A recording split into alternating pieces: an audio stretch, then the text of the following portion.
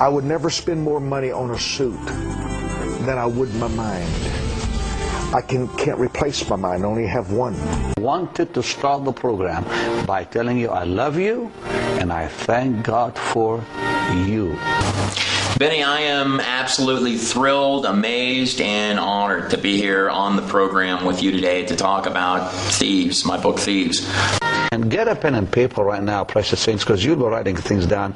He's sending you, of course, his book and so forth, but he says a lot more than what's in the book, I think, sometimes.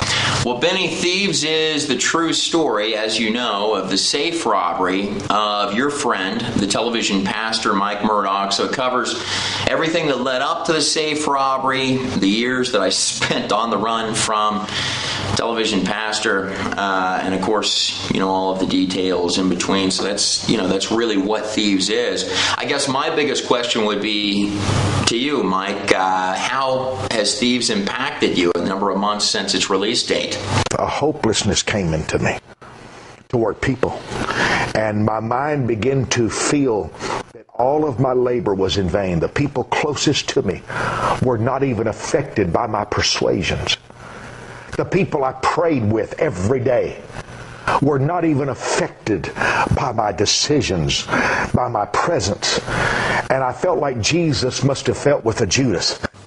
Now, that's a little bit unfair, Mike. I'm just telling my true story here. It took everything I know to get money. It took every hour of my life to create money. Is there anything that you would like to go ahead and tell those viewers? Anything that's resting on your heart right now, Mike? I want you to become a faith partner. This is 12 months. 12 months. I'm not talking about just sending a little extra check to help Pastor Benny reach millions. I'm talking about you entering into a covenant. A covenant for 12 months. Give God 4 seasons.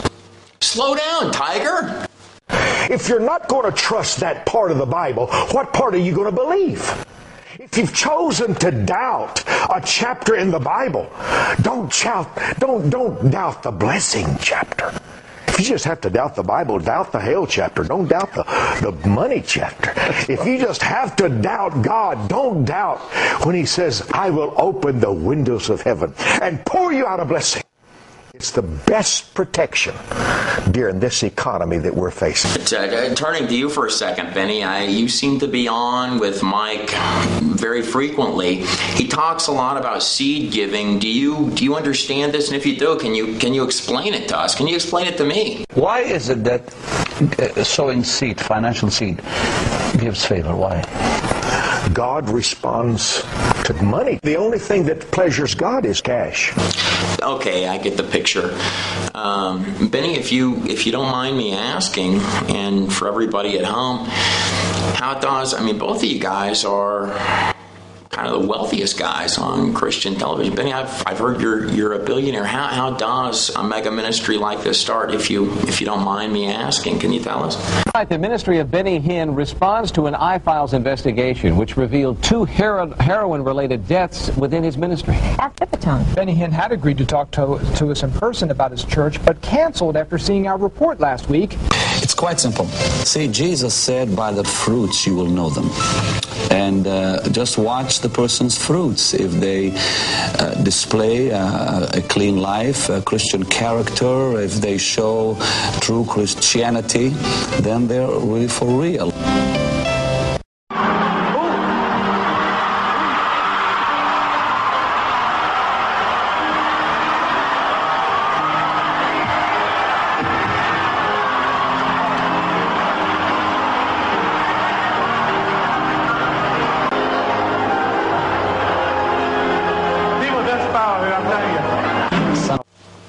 Benny, was that you handing the pipe to that man at that table?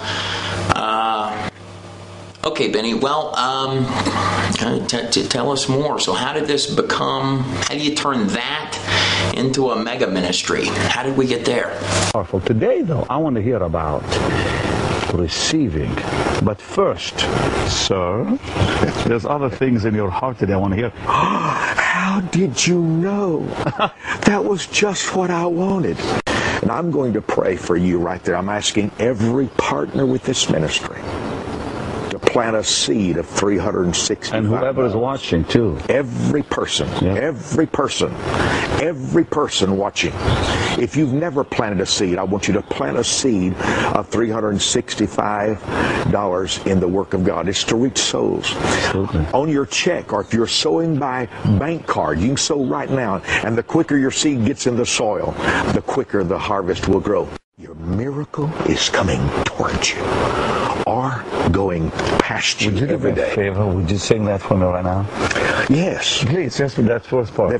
Your miracle is coming towards you. It's coming towards you, or going past you every day. Whoa. Isn't that powerful? You are blessing my socks off. I'm loving this. I want to love and be loved. As you plant this seed, as you go to the telephone, even right now, and call us, and even if it's something that takes you 3 or 4 weeks, or I want to love and be loved. 3 or 4 months to sow, call us now and say, I'm one of those, planting a seed for uncommon favor for 12 months with God and man. We're rushing the book, by the way. I want to love and be loved. Do it today. A lot of people come to you in very desperate situations. They need healing and this sort. Now, Benny, you do take that seriously, at least, don't you?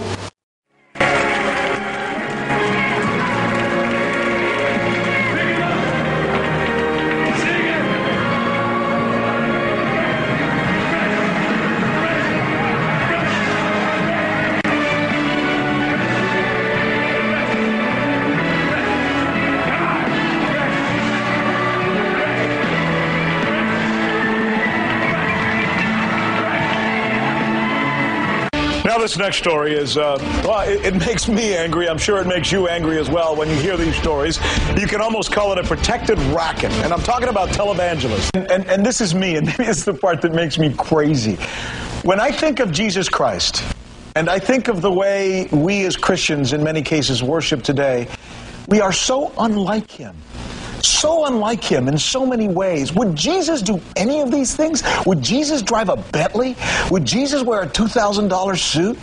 I mean, would Jesus buy a toilet worth $23,000? Well, how about would he live in a $12.5 million mansion? You cannot fool all the people all the time. Benny, it does kind of look like some people are catching on, I guess. But nevertheless, I'd like to go ahead and do what I'm here today to do. Mike, I want to first apologize to you. I was a stupid kid at the time that all this happened. Small fact that a lot of people don't know, the so-called safe robbery. Mike, you only had $6 in your safe. You made it feel like there was money in there. You got me on that one. But anyhow, today is a big day for me, and it's a big day for you as well, Mike. I've got your money right here. I've got all of it in one stack. So these are 3, and you had it in $2 bills. 1, 2, 3, and you had a note in there with the $2 bills. But I am here today to honor this and to give this money back to you, Mike. I wrote a little song for you. How dumb thou art. How dumb thou art. Now, Mike, that was uncalled for. I didn't deserve that. I mean, that's going a little bit under the belt.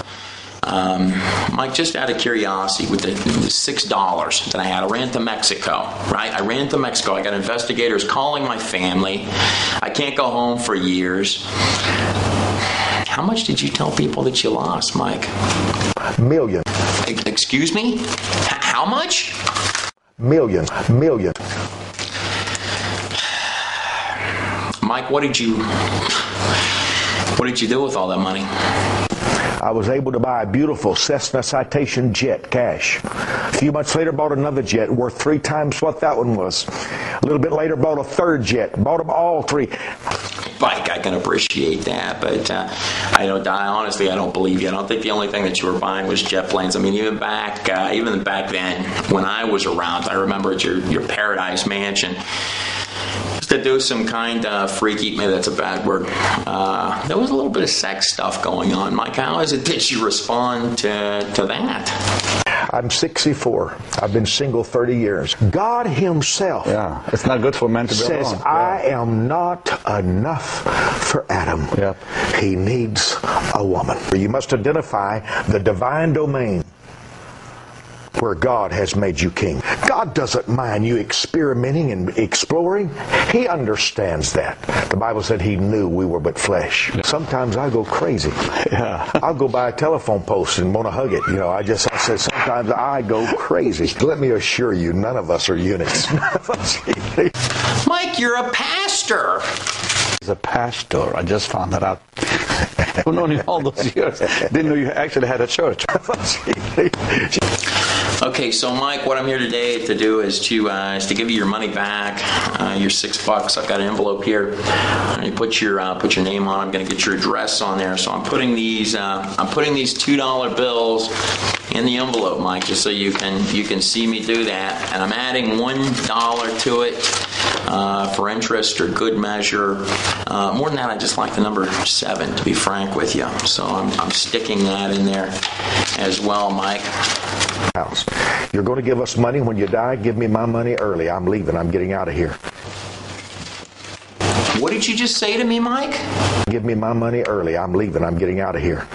Don't you go getting all like that on me, Mike. If you do that, I'll take the $7 out the envelope. I mean, this is straight. If you want the money, or do you not want the money, Mike? Now let me explain something. When Elijah went to the widow of Zarephath, she had one meal left.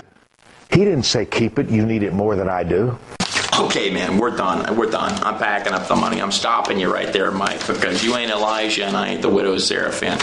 But you got $7 coming to you, so you can look forward to that. Benny, I've enjoyed being on your program. I thank you for having me today. And I've had a fantastic time here with both of you gentlemen, Mike. $7 is on the way. All right, so this day is kind of a big deal for me. This is the day that I'm actually paying back television evangelist Mike Murdock, and just to show you all that I mean absolute business, inside of his safe there was $6 and a bunch of bundles of like copy paper bound with rubber bands. He told people that I took millions. You have to read the book to figure that out. And I got it clipped to a note here. You read the book, you'll have a good idea what my note says. But so I'm packing that up, Mike. You got this on your way to you. No joke. This is happening now. This is 13 years in the making right here. Licked and everything by me goes inside the mailbox. These, as far as I know, there's nothing else in the world like it. Story of a guy, me, that guy, robbing a television pastor, running to Mexico, and every gritty detail from start to finish. Trey, you trying to get that $7 back out of there? Give it up, man. All right, I'm coming.